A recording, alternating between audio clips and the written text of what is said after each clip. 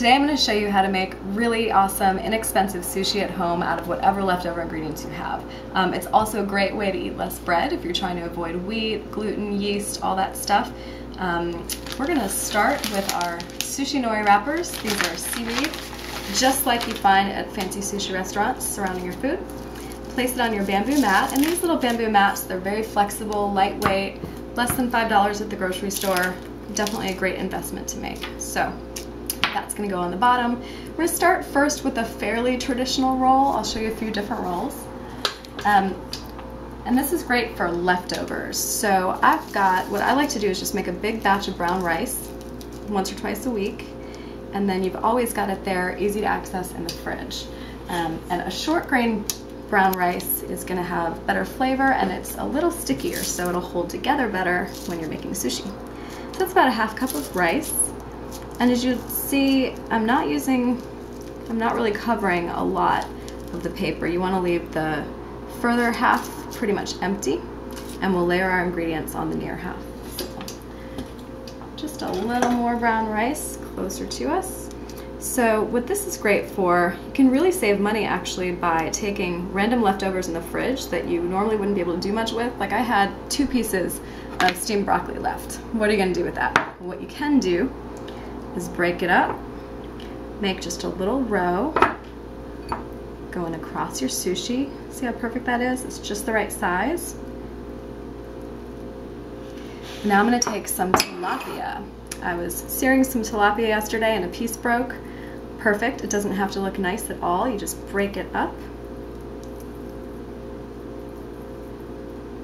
And I do like to use the chilled stuff. So if you do freshly steam broccoli or cooked tilapia or rice, just make sure it cools before you try to make a roll out of it.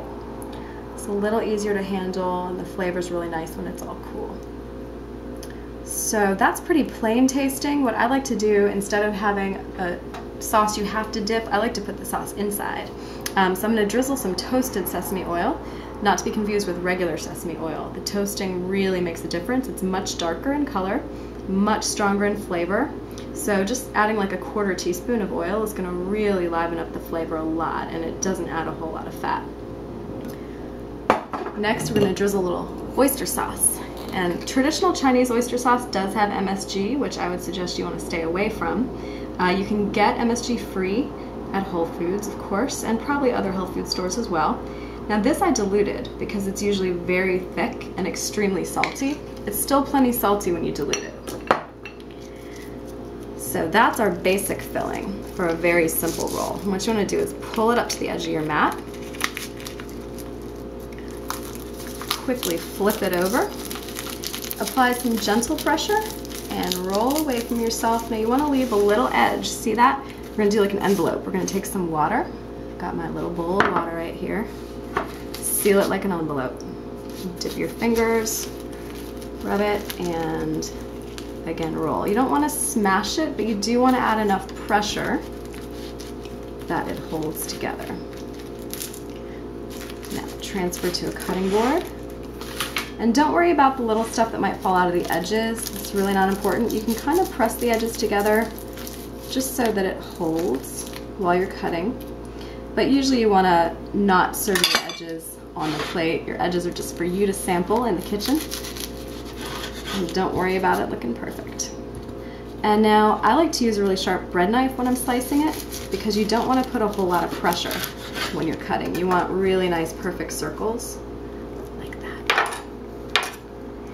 You can put all kinds of stuff in here. You can use steamed asparagus. You can do different types of meat. If you're vegetarian, you can do tofu or tempeh.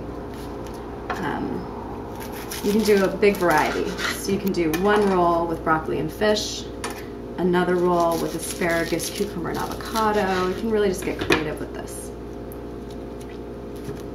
And I'll show you how to make a little sauce. I'm not a big fan of the wasabi that they sell pre-made in a tube at the grocery store, but if you don't mind it, that's fine, and it's really good if you want to put a little bit on the inside next to your food before you roll it. I'll show you how to make a little dipping sauce too. Just make a little circle, like a flower.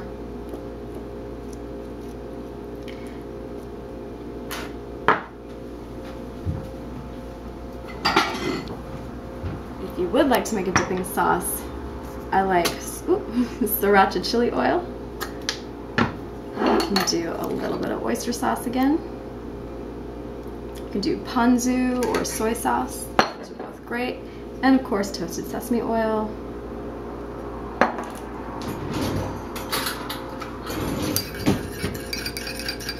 Stir it up.